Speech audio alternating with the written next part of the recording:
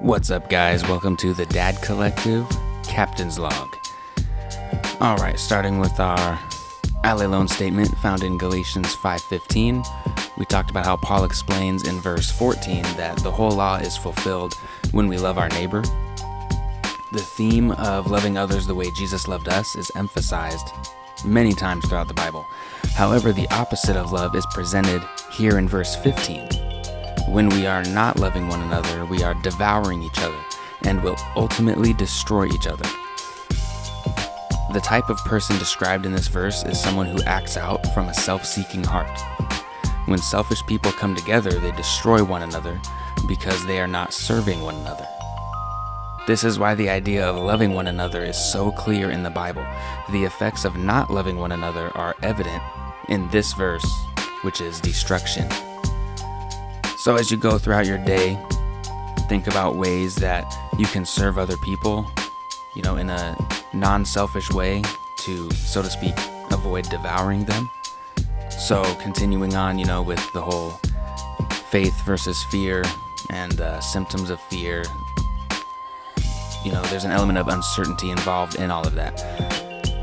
And when we are faced with the unknown, we should press forward by doing what we know to do, which is to love others, worship God, obey His word, and work on strengthening our own character.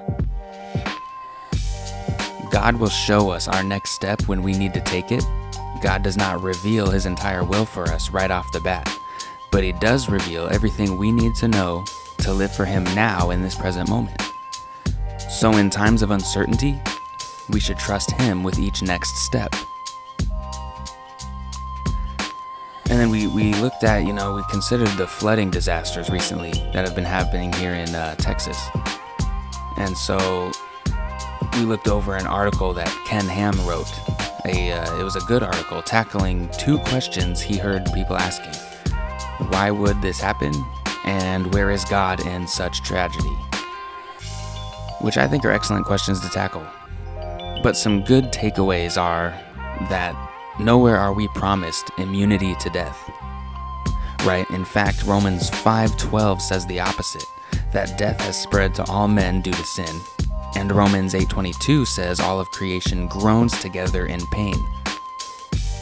So put plainly, the reason suffering exists is because of the existence of sin that came about from humans abusing their free will given to them by God. We have inherited and contributed to a fallen world. Nobody is promised a perfect life free of trouble. But for the children of God, things will work out in their favor, and they will find fellowship and forgiveness in Him. And remember that 2 Corinthians 4:4 refers to Satan as the little g, god of this world. He is wreaking havoc, taking down anyone he can with him, and God allows him to roam free for now. And remember, God will let him free once more after the millennial reign of Christ. Satan will once again wreak havoc, and those in rebellion will have no second chances at that point. Essentially, that will be the final cleansing once and for all. If God is our refuge, as Psalm 46:1 says, most people don't stop to think why we need God to be our refuge. If nothing bad was going to happen in life, why would we need Him as our refuge? Right? And the context of Psalm 46, scholars say, was during or after a military threat against Jerusalem, which is when King Hezekiah faced the Assyrian siege, which we know this from 2 Kings 18-19 and Isaiah 36-37.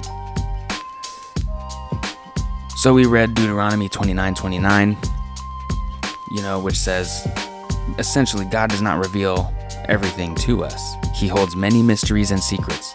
Right now, we on earth are on a need-to-know basis. He tells us what we should know, and we must trust Him in the gaps. So then we looked at Psalm 32:8. This is a cross-reference to Proverbs 3:1 and Proverbs 4:1-2. God is inviting us to heed His instruction. And in the next verse, Psalm 32:9, He discourages us from being like a stubborn animal that must be controlled with a bridle. He wants us to freely accept His guidance. This will help us deal with uncertainty in our lives. Just like Revelation 10 depicts, Christ's church must live by faith amid the unrevealed mysteries of God's purposes. And we have a couple of military guys in the group, so it's cool to hear some, we talked about some military analogies. And one good nugget was how in high-stress situations, your brain goes to your base level of training, your lowest level of training. And so you ask yourself, what is your base? What is your lowest level training? Is it being in the Word every day, or is it something else? Right? So that determines how you respond in high-stress situations, just like in the military. And then we looked at Jeremiah 29, 11 through 13. And this is God's promise, not just to the people in the context of exile, but God is the same yesterday, today, and forever, as Hebrews 13:8 says.